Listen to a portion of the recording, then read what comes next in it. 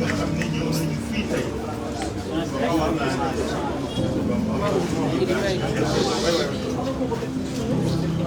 fekkee si waxtaan yi nga xam ne moom la ñu bëgg a def ak askanu Sénégal ñu di leen gërëm yéen journaliste yi ngeen ñëwee ak si noonu di sant yàlla bu baax nag mu ñu mayee gannaaw suñu dernier point de presse ñu tasewaat fii di waxtaan parce que yéen waxtaan ak yéen ci li nga xam ne moom la ñu génn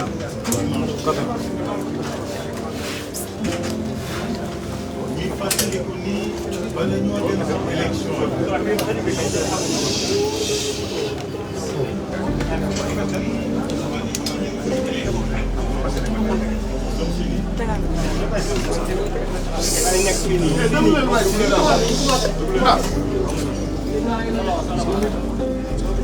di fàttali ni bala ñoo dem ci élection yi di Sénégal ba léegi suñu dugg ci élection yu jaxasoo nii ci jalgati yi fese nii yu maate yi mosu nekke nii pour la première fois dans l'histoire politique du Sénégal dem nañu ay élection ak ay dammitu liste ak ay daggitu liste ak ay petit liste pour la première fois dans ce pays il y a eu un déni, un reniement de tous les organes yoo xam ni ñoo waroon di acté wala dara waroon dalal xel ñi nga xam ne ñoo fépp ci joŋante ñuy dem ci élection ay bakkan rot ci xale perte ay nit ay góor yu deful dara parce que dañu am seen ngëm rek dem tëdd ci kaso. Pour la première fois on a vécu une campagne boo xam ne dafa fee contexte boobu li ko indi yéen ñëpp xam ngeen le pouvoir qu'on a en face est au savoir dañu jaaxle dañu jommi ils étaient cernés de toutes parts xam nga saa yoo acculé une dette su sësee ci biir bëgg gaañee rey rek la xam parce que dootul demee xel xool doo nga lay dem et c'est ce sauve-qui-peut qui a fait qu'on a été dans un scrutin, en tout cas dans un pré-scrutin très chahuté, très houleux, très disputé, et malheureusement qui restera des traces pendant longtemps dans l'histoire politique et démocratique de ce pays. Nous avons organisé une législature très petite, contexte boobu moo tax ku nekk ci ñun dem nga ci élection yi ak xel ak xol boo xam ni musul am mais yàlla may nañu parce que nag loolu mooy chance su réew mi ñu am askan boo xam ni il est capable de discernement il est capable de responsabilité et il est capable en des moments déterminés de son évolution et de son histoire de s'assumer, de s'affirmer, pour ne pas dire de s'émanciper de toutes les contraintes et de toutes les pesanteurs yi ñuy teg ci kaw loolu moo am ci scrutin bii ba scrutin bi am aussi dans un contexte où l'opposition a compris parce que quand l'État a failli parce que li marqué élection yi mooy que ni c'est l'État à travers toutes ces institutions et à travers ces organes d'exécution qui est à la base de l'imbroglio et de tous les problèmes que nous avons vécu. État boobu moo ñu imposé loolu ñu jàmmaarloog moom ak xel parce que sooy xeex ak ñenn ñi nga xam ne niiru wu ñu yaakaaru ñu lu dul làqatu ci ginnaaw état pour di def li ñuy def da ngay seq ak ñoom da ngay def ak ñoom ak xel et c'est ce que nous avons fait à travers l'opposition la plus significative de ce pays. C'est ce qui explique cette présence. L'intercoalition Yewwi Wallu est une réponse politique, est un message politique, est une attitude politique d'hommes politiques responsables qui ont compris que face à la brutalité et à tous les excès, il fallait une attitude de responsable, une attitude intelligente. C'est ce qui a donné naissance à l'intercoalition Yewwi Wallu. Mu bett leen lool, ce fut une très grosse marque. Mais ce fut une agréable surprise pour l'opinion nationale, qui a compris qu'on l'a comprise. Parce que li ñu mës bëgg mooy dañ ne tant que opposition bi mi ngi diiroo mi ngi divisé wu ñoom dañuy jaaxle. Et nous avions tiré les leçons de 2012.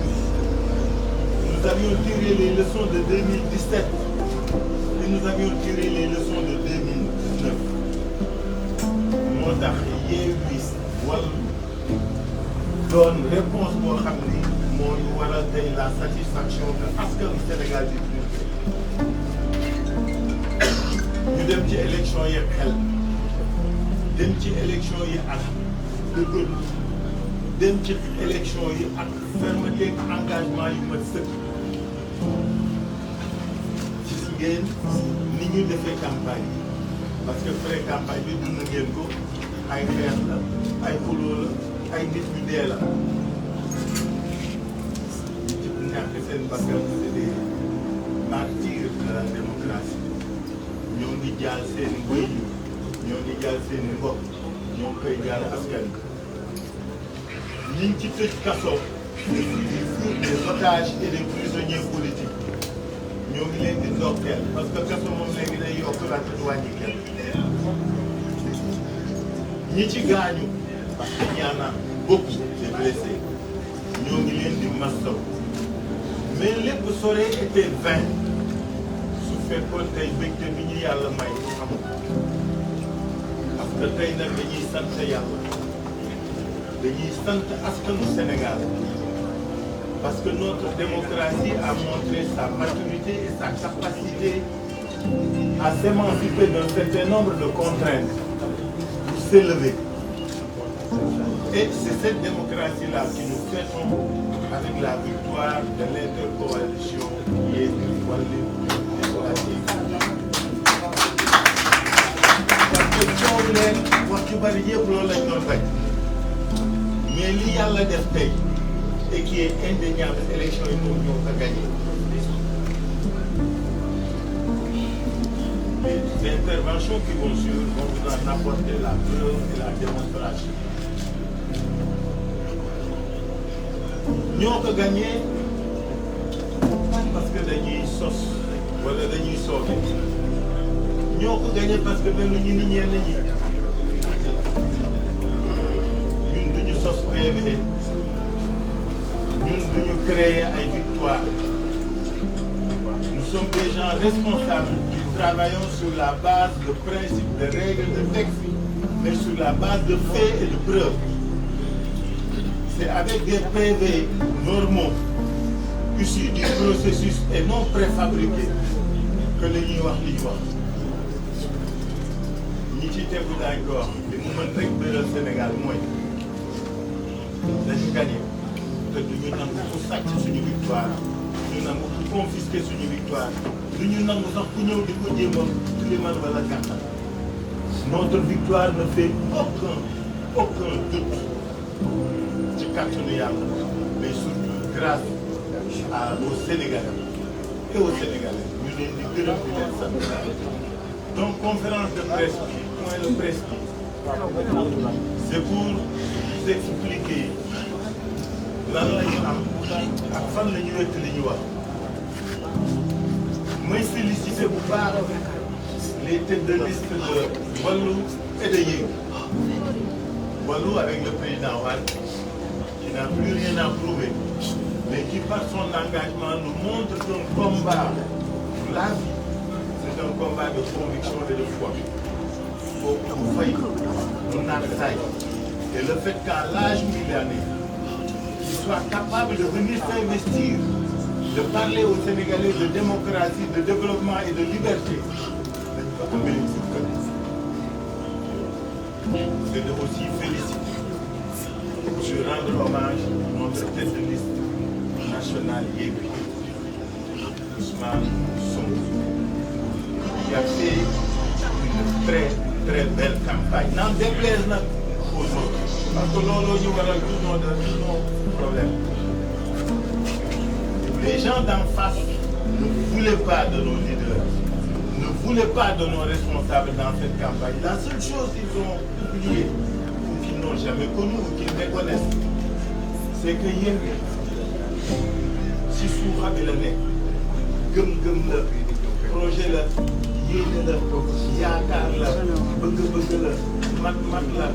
jëriñ askan bi, liggéeyal askan bi, liggéey ngir askan bi, liggéey ak askan bi. Loolu ñu sóoru ci xol bi la ak ci xel yi, dara mënu koo fay. Que tous nos leaders aient été écartés de la course a été une source de motivation et de fierté de servir l'idéal Yewwi et tous les candidats de Yewwi.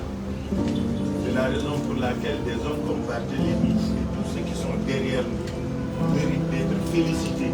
parce qu'ils ont compris les enjeux et ils ont pris la place de tout le monde. Loolu rek la gars yi sóor nu woon xamuñu woon ni Yewwi dara mën a koo fay. Xel lañ leen tontoo wuñ leen xol dañ leen wax ni ñun ñoo leen ëpp xel ñoo leen gën a muus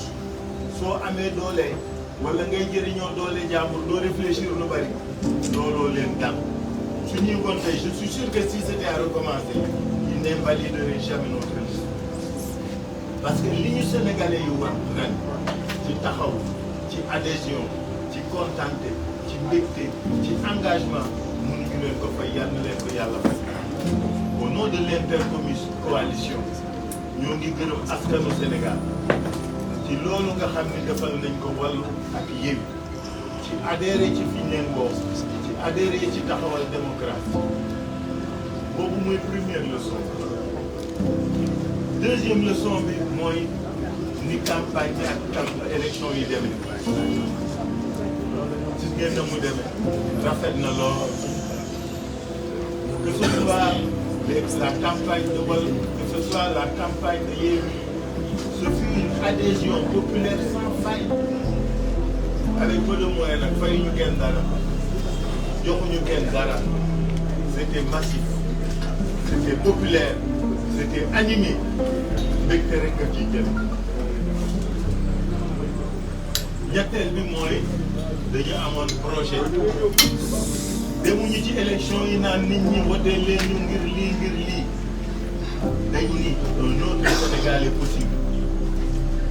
Nous invitons tous les Sénégalais à venir le construire ensemble. On était dans une entreprise de co-construction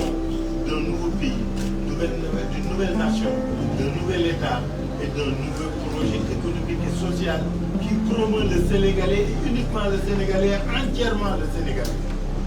looloo ñu wutee gaañ dañu xam fi jëm xam li ñu bëgg xam nañ fay demee ak buñ fay demee ak nañ fay demee loolu moo tax dans cette campagne nous étions à l'aise xam nañ fi jëm xam nañ nañ leen fay demee ak kan lañ fay demee ak dama bëgg rapidement rek brosser loolu pour situer li taxoon ñu demee ni ñu demee doxal mooy liñ fi wax léegi. dañu bëgg wax askanu Sénégal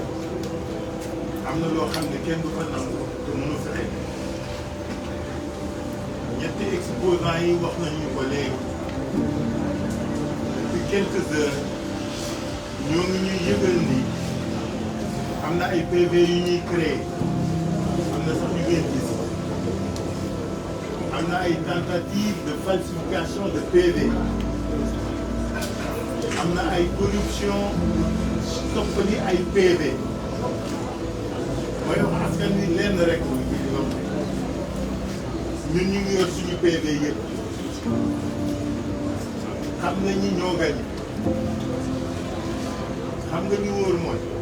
il faut que le pouvoir se retienne il est hors de question que résultat yi nga xam ne moo ñu jox victoire bi change duñ ko nangu parce que xam nga li nit ñi di reetaane mooy quand ki ñu wax ni moo wax démb bi dafa ni leen gagné na 30 départements li mu leen fàtte wax mooy ci 30 départements yooyu 9 yi benn député la ñu am da ngeen di wàññi de parce que dañ ne am na majorité ci 30 yi 9 yi benn député la ñu am donc lu ko def te gàtt du ma sax egg ci loolu mais dama bëggoon xam dama leen bëgg woon rek ni fa mu awoon pour wax ne am na majorité dafa wékkul fenn da doon show rek jarul sax ñu ciy sori mais li am solo mooy li fi ñëpp wax gis nga suñu victoire bi dañ koy préserver lu mu ñu jaral lu mu leen jaral dañu ko jaral il est hors de question que dara di ci bourré wala dara di ci changé et dañu bëgg que l'opinion le sache que l'opinion nationale et internationale comprenne que victoire bii ñu am duñ ko négocier duñ ko sàggane te duñ ko ñàkk et rien ni personne du ci changé tarfatan ay parce que duñ ko nangu ñiy wax sénégalais yi aussi ni leen victoire bii ñu jox dinañ ko mérite seen soxla seen i bëgg-bëgg seen i dundin moo ñu amal solo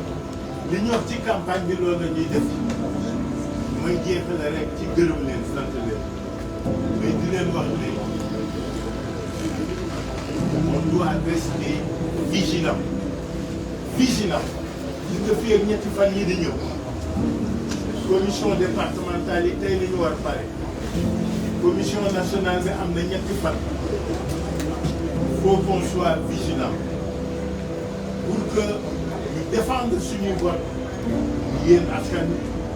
ñun ñu défendre seen vote ak résultat yi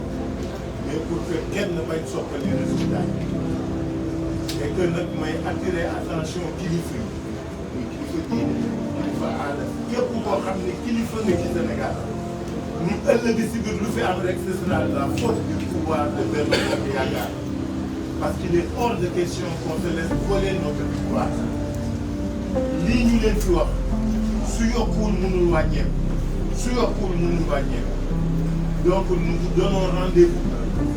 en septembre pour l'installation de la prochaine Assemblée nationale. Ce sera une assemblée de patriotes, une assemblée pour les Sénégalais et par les Sénégalais. Pour que nag ëllëgu Sénégal bu bees ñu ubbi ko pour que suñu réew jëmee kanam parce que nag nooteel bi doy na wax ji doy na jaay doole ji doy na tëj ji doy na rey yi doy na. On veut un pays pacifié, réconcilié, une gouvernance normée pour que véritablement ce pays se développe. Ne bu leen fàtte dara du ñu gàpp